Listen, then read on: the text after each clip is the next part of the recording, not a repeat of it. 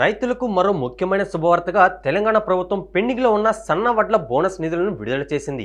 గత వానాకాలం సీజన్కు సంబంధించిన బకాయిల మొత్తాలను తాజాగా రైతుల బ్యాంక్ ఖాతాల్లో నేరుగా జమ చేయడం ద్వారా ప్రభుత్వం తన హామీని నిలబెట్టుకుంది. రాష్ట్ర వ్యాప్తంగా 2025 నుంచి 26 వానాకాలం సీజన్లో సుమారు 2.17 లక్షల మంది రైతులు సన్న వరి పంటలను సాగు చేయగా వారికి సంబంధించిన బోనస్ మొత్తాలు ఇప్పుడు అందుబాటులోకి వచ్చాయి. ఈ చెల్లింపుల కోసం అవసరమైన ఆర్థిక కేటాయింపులు పూర్తి చేసినట్లు తెలంగాణ పౌర సరఫరాల శాఖ స్పష్టం చేసింది. దీని ద్వారా రైతులకు నేరుగా లబ్ధి చేకూరే విధంగా పారదర్శకంగా నిధులు విడుదల చేసినట్లు అధికారులు తెలిపారు. ఇప్పటి వరకు ఉన్న సన్న వడ్ల బోనస్ పథకం కింద మొత్తం 1939.58 కోట్లను ప్రభుత్వం విడుదల చేసినట్లు వెల్లడించారు.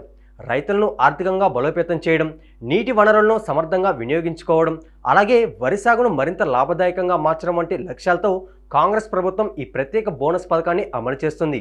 ముఖ్యంగా నీటి వనరులు పుష్కలంగా ఉన్న ప్రాంతాల్లో సన్న రకాల వరి సాగును ప్రోత్సహించేందుకు కనీస మద్దతు ధరకు అదనంగా బోనస్ ఇవ్వడం ద్వారా రైతులకు అదనపు ఆదాయం కల్పించడమే ప్రభుత్వం ఉద్దేశంగా ఉంది.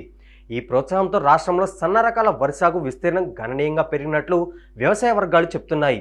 గ్రేడ్ ఏ రకం ధాన్యానికి కేంద్ర ప్రభుత్వం క్వింటాల్కు 2,389 రూపాయల కనీస మద్దతు ధర నిర్ణయించగా రాష్ట్ర ప్రభుత్వం దీనికి అదనంగా 500 రూపాయలు బోనస్ ఇస్తుంది. దీంతో సన్న వడ్లకు మొత్తం క్వింటాల్కు 2,889 రూపాయలు లభిస్తుంది. గత సీజన్కు సంబంధించిన బోనస్ పెండింగ్లో ఉండడంతో రైతుల్లో కొంత ఆందోళన నెలకొన్నప్పటికీ తాజాగా నిధులు విడుదల కావడంతో వారికి గణనీయమైన ఊరట లభించింది.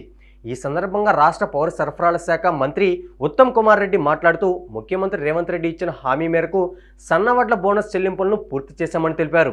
రైతులపై ఉన్న ఆర్థిక భారం తగ్గించడమే కాకుండా భవిష్యత్తులో మరింత ఉత్సాహంతో సాగు చేసేందుకు ఈ నిర్ణయం దోహదపడుతుందని ఆయన పేర్కొన్నారు.